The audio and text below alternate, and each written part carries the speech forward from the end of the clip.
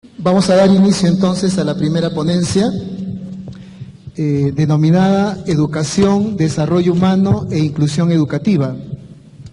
Esta ponencia estará a cargo de la magíster Teresa Tobar Samanés. Ella es docente de la Maestría en Gerencia Social de la Pontificia Universidad Católica del Perú. Es magíster en Sociología por la Pontificia Universidad Católica del Perú, en Democracia y Educación en Valores por la Universidad de Barcelona. Bueno, es investigadora, ha sido asesora de ministros que han estado en la cartera de Educación.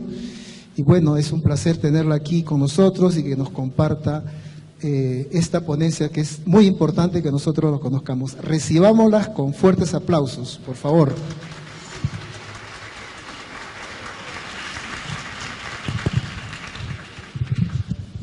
Bueno, gracias. Agradeciendo en primer lugar a Corefo la oportunidad y la iniciativa, ¿no?, tan importante de convocar a tantos maestros para un fin tan importante como es impulsar la educación, ¿no? Esa educación que, como señalaban, busca cambiar vidas, ¿no? Creo que nada de lo que hagamos tiene sentido si no cambiamos la vida de la gente, ¿no? Creo que eso es lo fundamental que nos anima a cualquiera que estemos comprometidos en proyectos sociales.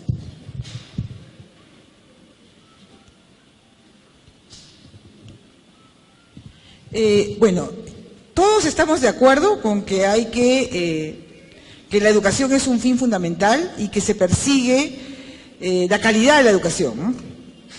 Todo el mundo está de acuerdo. Además, todo el mundo está de acuerdo que la calidad de educación no es algo que esté repartido en igualdad de condiciones.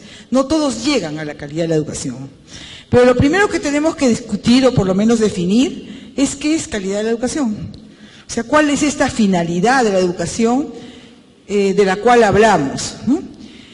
Y aquí estamos actualmente en el siglo XXI, en un cambio muy fuerte de paradigma, ¿no?, donde tenemos que recordar a Jacques Delors, que nos planteó que la finalidad de la educación, los 4 pilares, eran 4, no eran 2.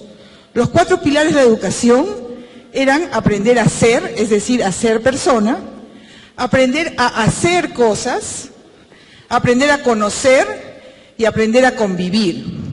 Lo que ha ocurrido en los últimos años es que el primero, aprender a ser, y el último, aprender a convivir, parece que han sido tachados de las prioridades y de los currículums.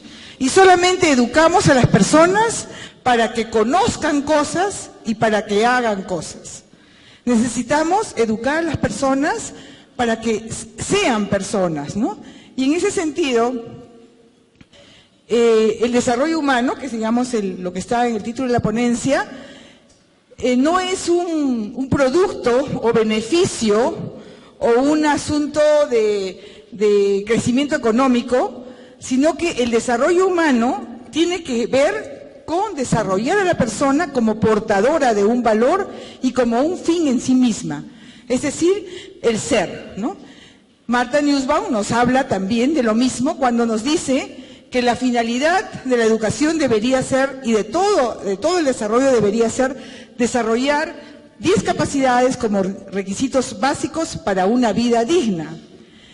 Y también Fernando Savater, este pensador tan importante de la educación, nos dice: nacemos humanos, pero no basta, tenemos también que llegar a serlo. Realmente, porque muchos nacen humanos y terminan inhumanos, se deshumanizan, ¿no? Entonces, esta idea de la realización humana, de la dignidad, son fundamentales en la educación y es lo que nos recuerda como la esencia del paradigma de la calidad educativa. No debemos traducir entonces calidad educativa como eficiencia únicamente, sino fundamentalmente como esto.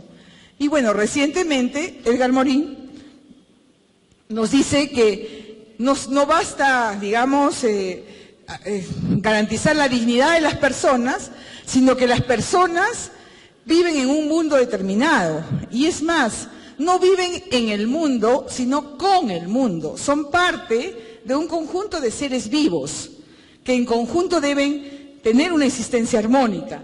Entonces, la tierra, digamos, es una referencia fundamental. Creo que, digamos, el cambio climático nos está recordando, digamos, la fuerte crisis de la civilización actual, y entonces no podemos ignorar que los humanos somos en parte responsables de esto que está ocurriendo y que tenemos que dar marcha atrás de muchas de las cosas que veníamos haciendo para poder volver a construir la tierra como no solamente como un hogar para poder vivir, sino para convivir con todos los seres vivos que hay en ella, ¿no es cierto? Martha Nussbaum tiene un texto muy interesante, reciente, que se llama Non-for-Profit, educación non-for-profit. ¿Qué significa eso? Que la educación no debe ser para buscar el beneficio económico, ¿no?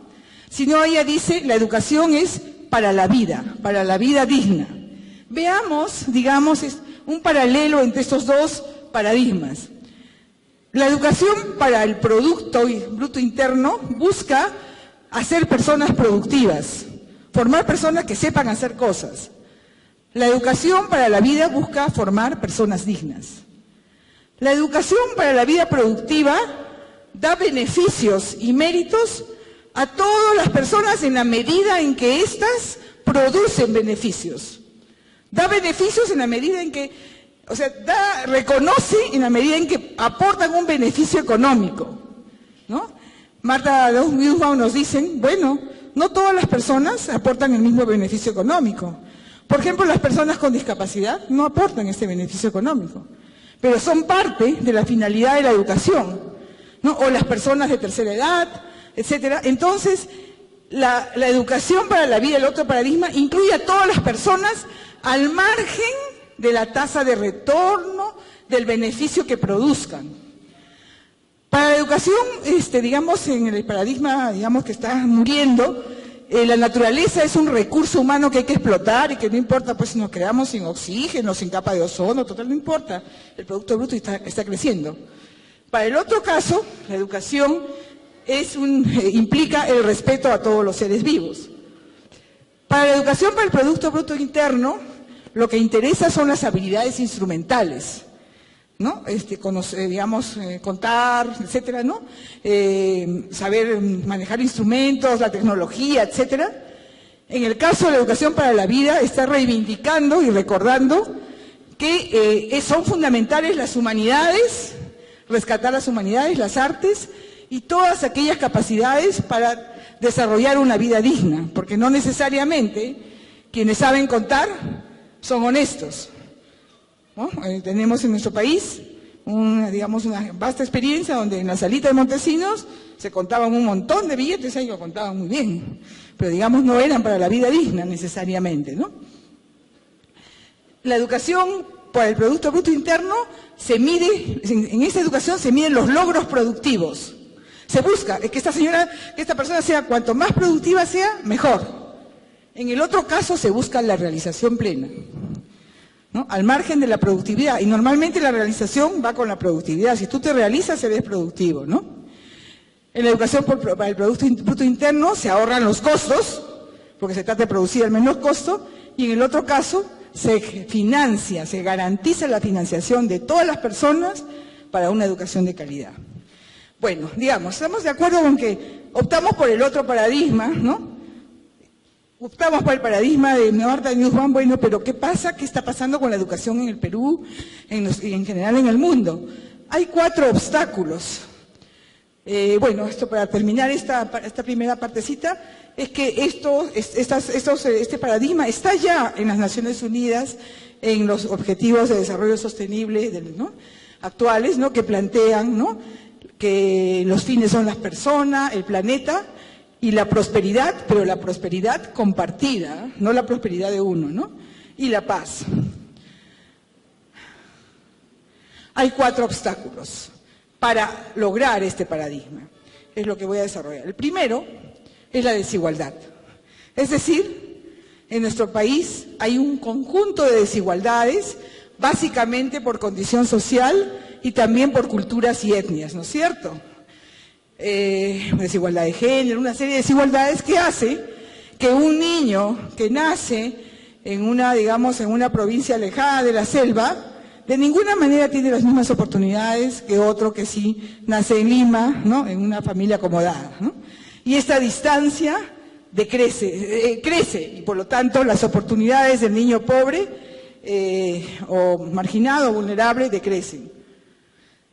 El segundo obstáculo es la diversidad humana, mejor dicho, la ceguera frente a la diversidad humana. Se piensa que todas las personas son iguales, que aprenden lo mismo y aprenden de la misma manera. Y este esquema está totalmente instalado en la escuela. Y acá tenemos a Francesco Tonucci. Él es un pedagogo italiano que en unas viñetas, unos dibujos, que tiene libros, como 5 libros de dibujos, hace una crítica descarnada al sistema educativo en general. Vamos a ver 2 de ellas, ¿no? Acá hay un niño pequeño que llega por primera vez a la escuela con todo un mundo de imaginación en la cabeza, sus árboles, su perro, todo lo que él piensa hacer en la escuela, pero para la maestra, para esta maestra, este niño es un número más. Es un número, no es ese mundo, ¿no?, ese mundo entero que lleva consigo.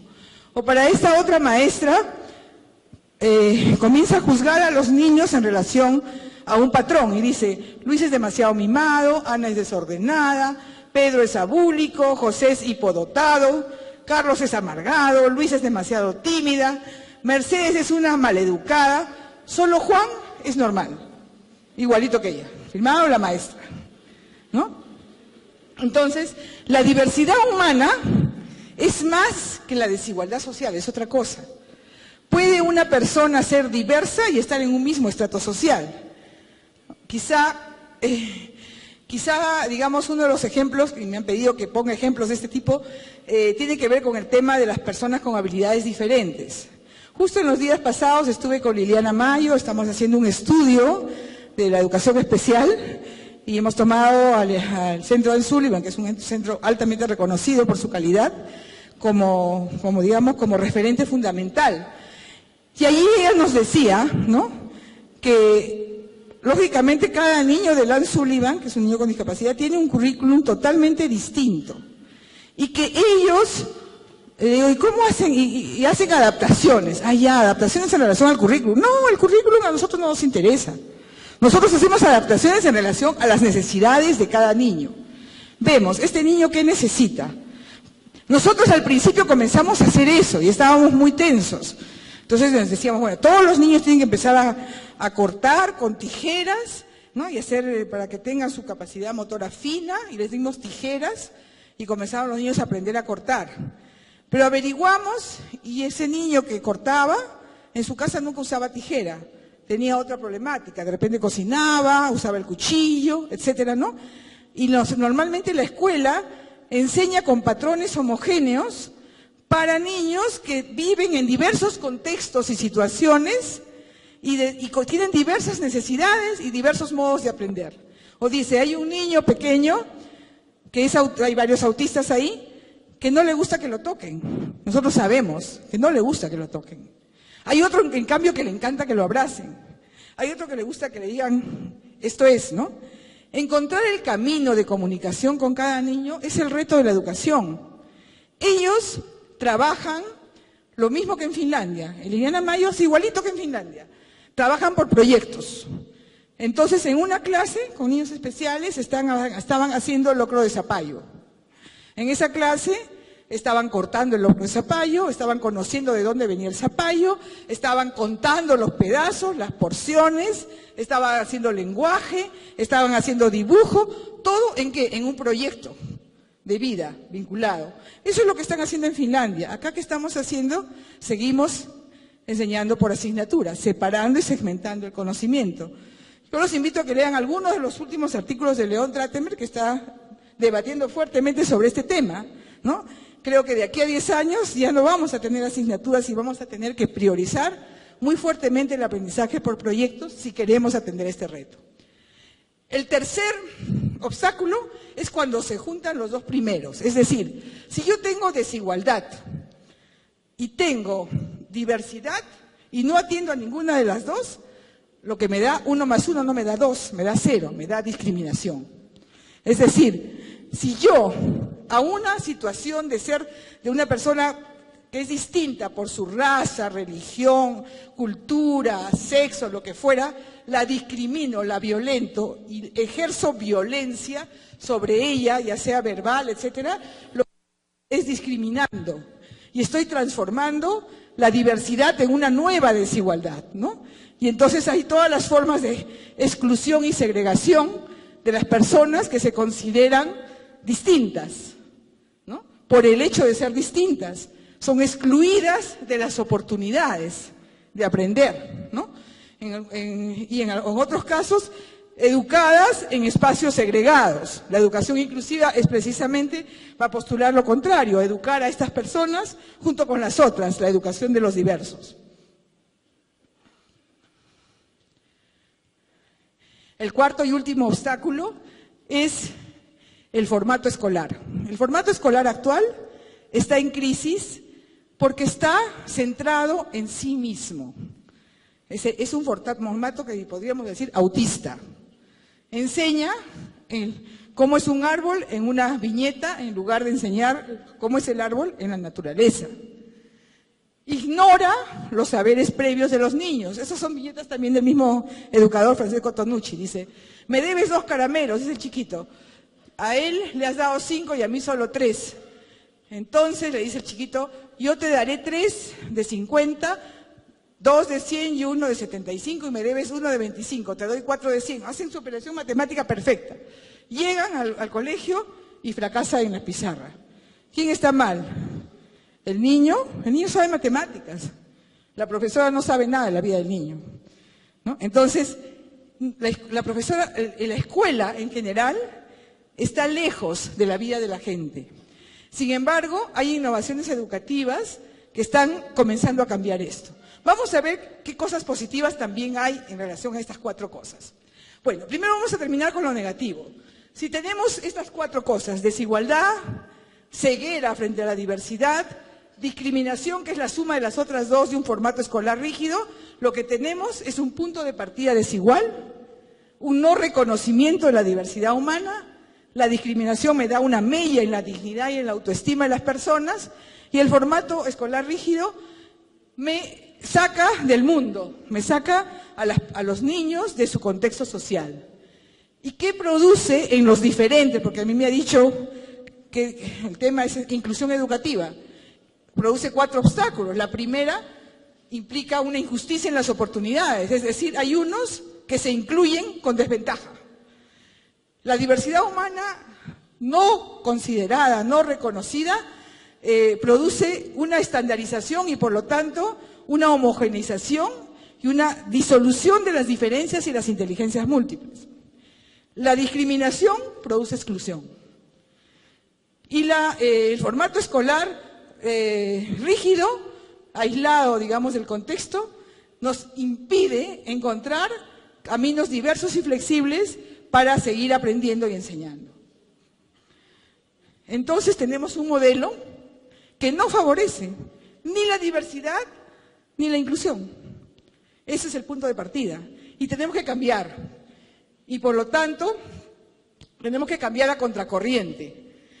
En la desigualdad que tenemos que contrarrestar asuntos como un currículum único para niños con discapacidad, tenemos que contrarrestar escuelas monolingües para niños indígenas, escuelas secundarias escasas, menores sueldos para sueldos maestros que trabajan, porque todo esto hace que las oportunidades educativas se hagan cada vez más difíciles para las personas que tienen desventaja. Sobre esto hay políticas. Los desiguales, los que están en condición de desigualdad, tienen menos posibilidad de éxito. Y sobre esto se están haciendo cosas en el sistema educativo. Sobre la homogeneidad, o sea, la masificación, la ceguera ante la diversidad, tenemos, bueno, que cuando tenemos esta cita hermosísima de Gabriel García Márquez que dice que cuando un niño llega a la escuela primaria puede ir ya predispuesto por la naturaleza de algún oficio, aunque todavía no lo sepa.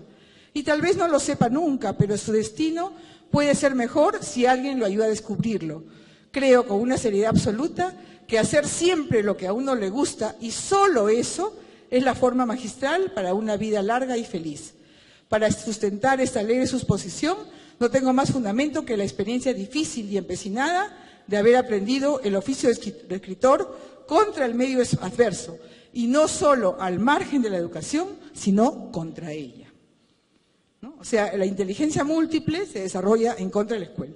Y ahí tienes a Mafalda, ¿no? Que estaban cantando El sol de la patria, Fulgor estaba aburridísima, pues llega a su casa y le dice, bueno, la señorita dice, ¿por qué no cantamos? Llega a su casa y le dice, mamá, te he conseguido una cita urgente con la maestra para que hable sobre los Beatles. Me sugirió cantar que cambiaran la música sobre los Beatles y por supuesto le dijeron que no, ¿no? O sea, todo lo que se escapa del patrón homogéneo sale. Los distintos entonces, en la escuela homogénea, no pueden desplegar sus inteligencias múltiples, están castrados. Acá también tenemos esta imagen que siempre la presento yo, me encanta, ¿no? Donde dice, para una selección equitativa, vamos a hacer el mismo examen a todos, por favor, trepen al árbol. Ahí está el pez, la foca, etcétera, ¿no? Es una imagen gráfica de lo ridículo que es, digamos, el formato homogéneo, ¿no? Todo el mundo es un genio, pero si juzgas a un pez por su habilidad de trepar a un árbol, pasará el resto de su vida creyendo que es un idiota. Albert Einstein, ¿no? Si los niños, a partir de por lo menos de cuarto, quinto de primaria, pudieran, una vez que ya saben leer, escribir, habilidades básicas, tener cursos selectivos, y el que quiere estudiar arte, pues que estudie 4 horas de arte y no le guste matemática, digamos que haga una hora de matemáticas y viceversa, pero no. Dice que eso es muy difícil, que un currículum individualizado no es posible, que cursos electivos son difíciles, que la educación por proyectos no. Se está haciendo en Finlandia y acá en el Perú, pero para los colegios que pueden pagar. El ALEP, el Colegio de León Trattenberg, lo está haciendo, pero cuesta un montón de plata, ¿no? Deberíamos hacer que esto fuera una propuesta para toda la educación, ¿no? General. Entonces, claro, la primera parte nos dice, hay un punto de partida de desigualdad, pero el segundo obstáculo nos dice, también hay un obstáculo en creer que el punto de llegada es el mismo. Ni el punto de partida es homogéneo, ni el punto de llegada tampoco es homogéneo. Tenemos que romper los dos. El sistema educativo actualmente ha roto el primero, pero el segundo se resiste fuertemente a pensar eso. La discriminación, bueno, tenemos el cuento de Paco Yunque, vimos cómo un niño indígena fue violentado, ¿no? Tenemos los bullying contra los niños con discapacidad, la violencia y abuso sexual contra las niñas, los insultos, todo lo que es agresión por el hecho de ser desigual. Esto tiene que ser desterrado. En eso el sistema está avanzando y está comenzando a decir cero a la discriminación, ¿no? Los niños son distintos, son agredidos por el solo hecho de serlo. Esto me lo voy a pasar por la cuestión del tiempo. Y lo último, la rigidez. Felipe se despierta y dice, Felipe, que son las 7:15, si a mamá ahora voy. Entonces se imagina que la escuela la han demolido. Dice, ¿cómo diablos hará mi imaginación para despertarse antes que yo? O sea, el día que los niños ya no imaginen eso, sino que quieran ir a una escuela que es recontra entretenida, porque ahí hacen fotografía, hacen lo que quieren, hacen innovaciones de las que nos va a hablar probablemente Willy, etcétera, ese día ya Felipe se despertará, la imaginación de Felipe se despertará junto con él, ¿no? Y no antes que él, ¿no? Y irán a la escuela, a una escuela que sea un camino para su imaginación y no un obstáculo. Entonces, aquí tenemos, ¿no?, que el primer obstáculo de la desigualdad nos lleva al fracaso de los desiguales, que no tienen las mismas oportunidades, no triunfan. La ceguera frente a la diversidad humana nos impide el despliegue de las inteligencias múltiples. La discriminación lleva a un conjunto de agresiones por el solo hecho de ser distinto. Y el formato escolar rígido nos imposibilita los caminos diversos. Entonces no nos podemos quedar parados, porque ya la innovación comenzó. Hay que trabajar a contracorriente en cada uno de estos 4 aspectos. En el primero se ha avanzado más. Frente a la desigualdad, ¿qué hay que hacer? Fácil, igualdad de oportunidades, ¿no? Y hay dibujitos como el de la derecha, nos lo muestran. Si son personas de distinta altura, les puedes poner, ¿no?, distintos sitios, ¿cómo se llama?, podios, para que puedan ver todos iguales, sino que uno vea menos que el otro, ¿no es cierto? Para que no ocurra que unos fracasan y otros no. Sobre esto están todas las políticas de discriminación positiva o afirmación positiva, como beca 18, todo lo que sea, dar ventajas, la educación bilingüe intercultural, ¿no?, etcétera, que comienzan a compensar esto, y hay que seguir abondando en que estas políticas se extiendan. Acá están, ¿no? Voy a pasar porque tengo miedo del tiempo, no quiero pasarme. La apuesta por la calidad de educación desde un enfoque. Esto implica que la educación se concibe como un derecho, ¿no?, y que el punto de partida tiene que ser igual, ¿no? Pero se queda la pregunta, ¿el punto de llegada es el mismo? Porque estas políticas son para regular el punto de partida, pero ¿qué pasa con el punto de llegada? Y ahí nos vamos al 2, ¿no?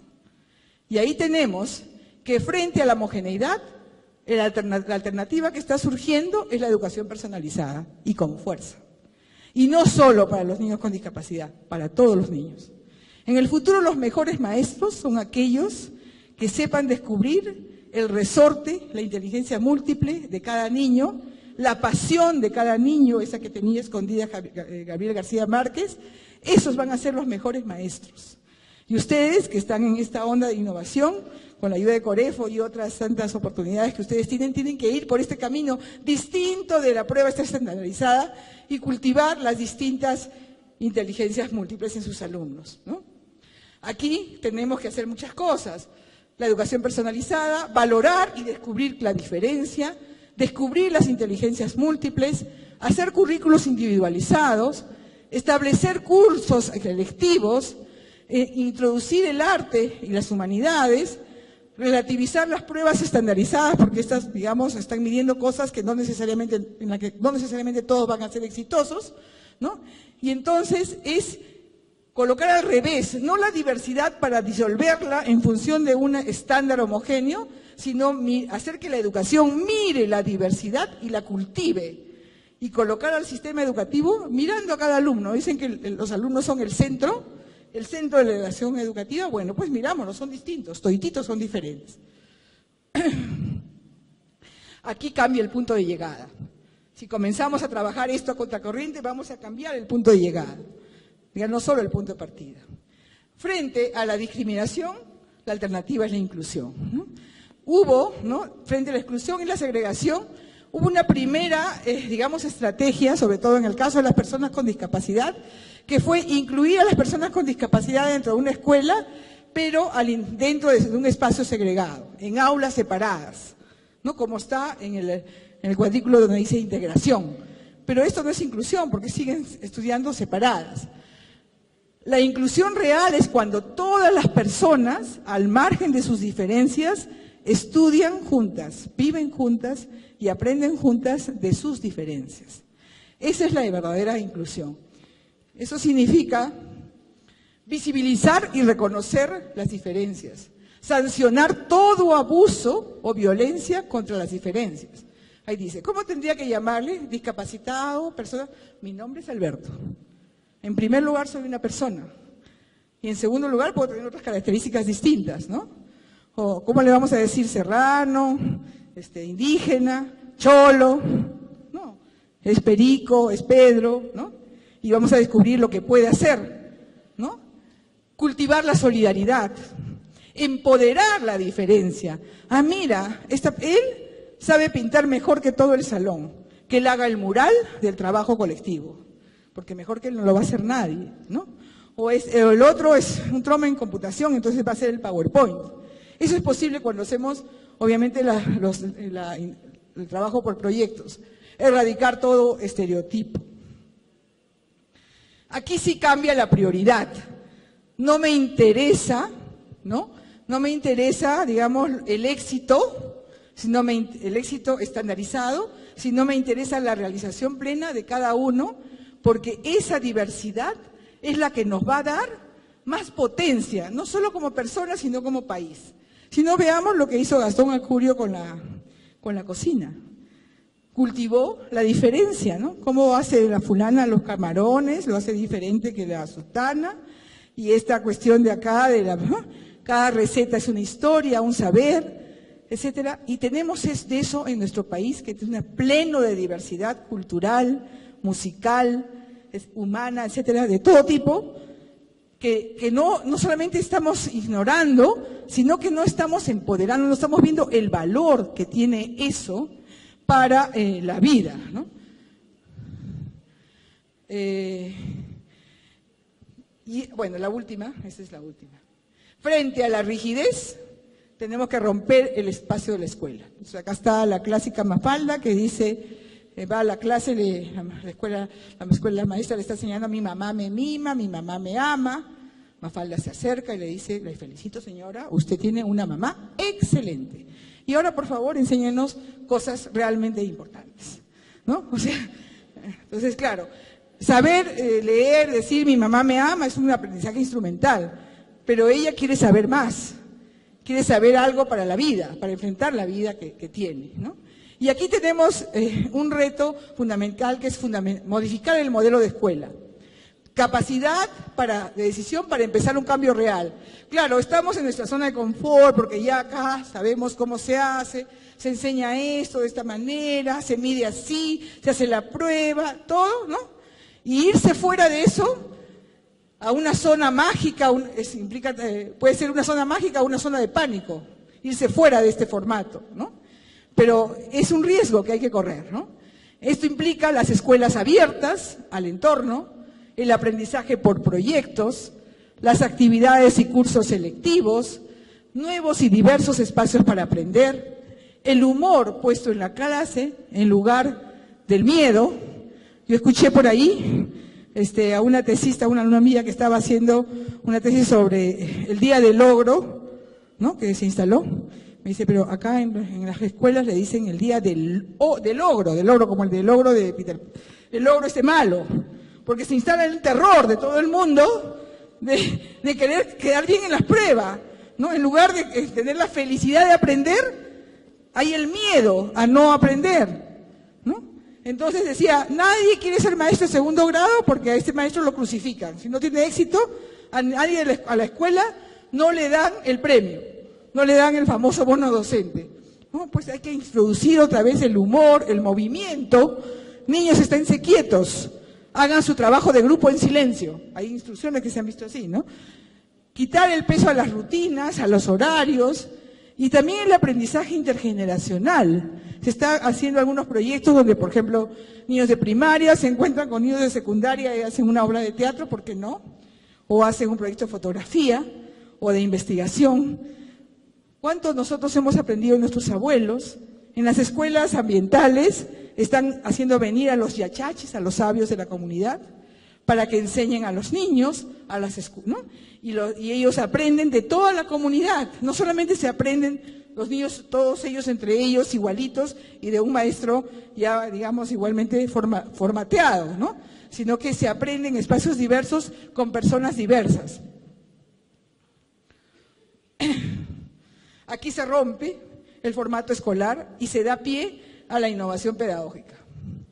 Entonces, tenemos que frente a la desigualdad, tenemos el principio de equidad y la política de afirmación positiva.